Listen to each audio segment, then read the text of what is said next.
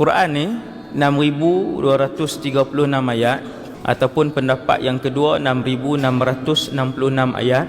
Quran ini sebelum Nabi lahir sudah ada, tetapi belum diturunkan. Quran ni dah ada banyak ni.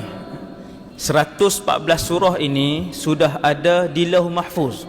Apabila Nabi lahir berumur 40 tahun, Allah arahkan Jibril alaihi salam ambil Quran 114 surah, 30 juzuk, 6,236 ayat tadi, ambil semua sekali dari Lauh Mahfuz pindah ke langit dunia, belum turun ke bumi. Daripada Nabi berusia 40 tahun, Quran mula diturunkan satu persatu.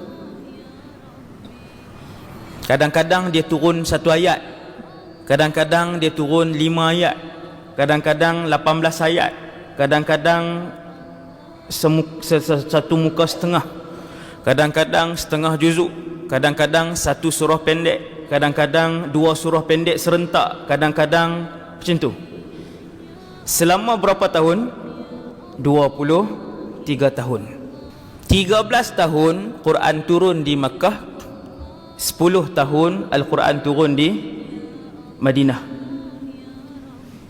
Semua sekali 13 campur 10, Al-Quran dibawa turun oleh Jibril alaihi salam ke dalam dada Nabi sallallahu alaihi wasallam selama 23 tahun.